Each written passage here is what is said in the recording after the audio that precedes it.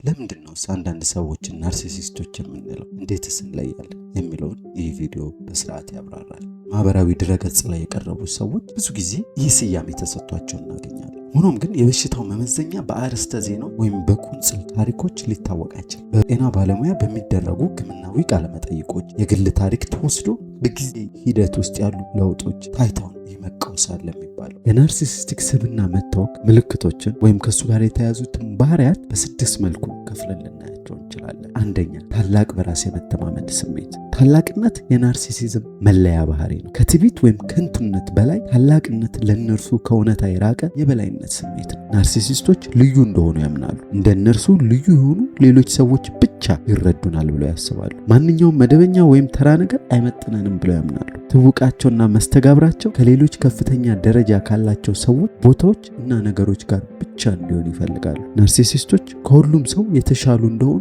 ያምናሉ። በዚህም ደረጃ እውቅናን ይሻሉ። ብዙውን ጊዜ ስለ ስኬቶቻቸውና ችሎታዎቻቸው አጋነው ያወራሉ፣ በግልጽም ይዋሻሉ። ስለ ስራ ወይም ግንኙነቶቻቸው ካወሩ ምን ያህል አስተዋጽኦ እንዳደረጉ፣ ምን ያህል ታላቅ እንደሆኑ፣ በዙሪያቸው ባሉ ሰዎች ሕይወት ውስጥ በመገኘታቸው የእነኛን ሰዎች እድለኛ እንዳደረጓቸው ያነሳሉ። ማንም ሊፎካከራቸው ሆነ ሊከራከራቸው የማይችል ኮከቦች አድርገው ራሳቸውን ሲስሉ፣ ሌላው ግን ቢበዛ ምንም የማይል ተራ ግለሰብ አድርገው ይገልጹታል። ይህንንም የታላቅነት ቅዠት በሚደግፍ ምናባዊ ዓለም ውስጥ ይኖራሉ። እውነታው ስለ ራሳቸው ያላቸውን ታላቅ አመለካከት ስለማይደግፍ ናርሲሲስቶች የሚኖሩት በምናባዊ ዓለም ውስጥ ነው። ይህ ዓለም ከእውነታ የራቀ የተዛባ፣ ራስን የሚያታልሉበት እና ተአምራዊ አስተሳሰቦች የሞሉበት ነው። ልዩነታቸውን እንዲሰማቸውና ቁጥጥር እንዲኖራቸው የሚያደርጉ ያልተገደበ ስኬት፣ መጠን የለሽ ኃይል፣ በነገሮች ሊቅነት፣ እጅጉን ማራኪነት እና ፍጹም ፍቅር እንዳላቸው የሚያሳዩ የተጋነኑ ቅዠቶች ውስጥ ይኖራሉ። እነዚህ ቅዠቶች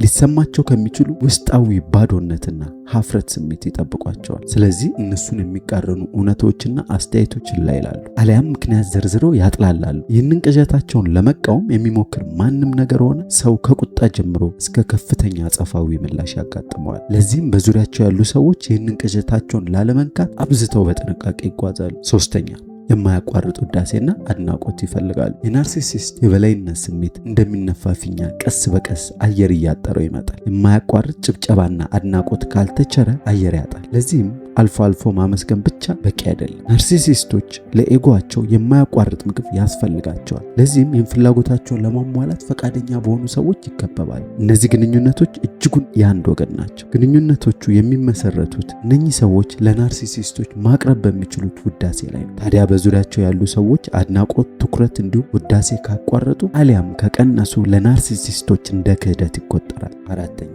የባለመብትነት ስሜት። ናርሲሲስቶች ራሳቸውን ልዩ አድርገው ስለሚቆጥሩ ለልዩ ሰው የሚገባ ጥሩ አያያዝ ይጠብቃሉ። የፈለጉትን የማግኘት መብት እንዳላቸው በእውነት ያምናሉ። እንዲሁም በዙሪያቸው ያሉ ሰዎች ምኞታቸውንና ፍላጎታቸውን በራሳቸው ፈቃድ ሳይጠይቁ እንዲፈጽሙ ይጠብቃሉ። ይህ ሌላ ዋነኛ እሴታቸው ነው። ሁሉንም ፍላጎታቸውን ገምተው ካላሟሉ እነኚህ ሰዎች ምንም ፋይዳ የላቸው። ፈቃዳቸውን ለመቃወም ወይም ለራሱ ጠቀሜታ ያለውን ነገር ለመጠየቅ ተነሳሽነት ያለው ሰው ከተገኘ ጠንካራ አጸፋዊ እርምጃ ያደርጋሉ። ጥቃት ለመፈጸም ተነሳሽ ናቸው። አምስተኛ፣ ሌሎችን ያለ ጥፋተኝነትና ሀፍረት ይበዘብዛሉ። ናርሲሲስቶች የሌሎችን ስሜት የመረዳት ችሎታ አያዳብሩም።